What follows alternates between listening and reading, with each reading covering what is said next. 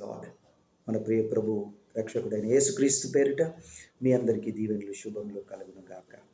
ప్రియమైన దేవుని బిడ్డ, పరిశుద్ధ గ్రంథంలో ఒక సన్నివేశం, ఒక అధికారి యేసుక్రీస్తు ప్రభు దగ్గరకు వచ్చి, ప్రభువా, మరి నా ఉద్యోగి అంటే సర్వెంట్ మరి పక్షవాయువుతో బాధపడుతున్నది, మరి ఆయనను మీరు స్వస్థపరచండి అని యేసుక్రీస్తు ప్రభు దగ్గరకు ఆ సమస్యను తీసుకొస్తాడు. యేసుక్రీస్తు ప్రభు వెంటనే నన్ను నీతో పాటు రమ్మంటావా అని అడిగినప్పుడు ఈ యొక్క అధికారి ఏం చెప్తాడంటే, ప్రభువా, నువ్వు రావాల్సినటువంటి అవసరం లేదు, ఒక్క మాట చెప్పితే చాలు ప్రభువా, ఆయన స్వస్థపరచబడతాడు. ఆమేన్. ఎంత గొప్ప విశ్వాసం చూడండి. బహుశా ఈరోజు నీవు కూడా ఏదో పడిపోయిన పరిస్థితి, అంటే ఆరోగ్యపరంగా కావచ్చు, లేదా ఆర్థిక పరంగా కావచ్చు, కుటుంబంలో ఏదో సమస్య కావచ్చు, ఏదో ఎదుర్కొంటున్నావేమో.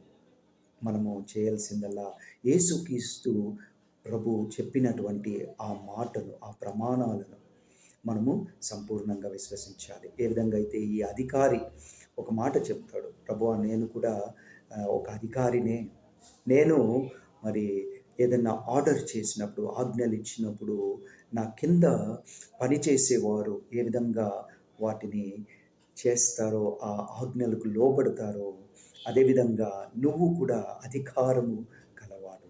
ఐ నీ మాటల్లో అధికారం ఉన్నది, నీ మాటల్లో శక్తి ఉన్నది, స్వస్థత శక్తి ఉన్నది, మరి విమోచించేటువంటి శక్తి ఉన్నది అని సంపూర్ణంగా విశ్వసిస్తాడు. మరి ప్రియమైన దేవుని బిడ్డ, అలాంటి విశ్వాసం నీలో నాలో ఉంటే మనము కూడా ఎలాంటి పరిస్థితి నుండి అయినా మనం బయటికి రావచ్చు. యేసుక్రీస్తు ప్రభు నిన్ను నన్ను విడిపించడానికి, స్వస్థపరచడానికి ఆయన సిద్ధంగా ఉన్నాడు.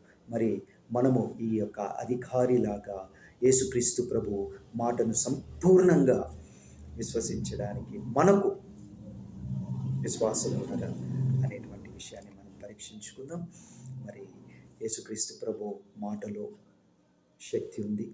ఆయన విశ్వసించిన ప్రతి ఒక్కరికి కూడా ఆయన నిత్య జీవాన్ని ఇస్తాడు, స్వస్థపరుస్తాడు, ఆశీర్వదిస్తాడు. ఆమేన్. God bless you.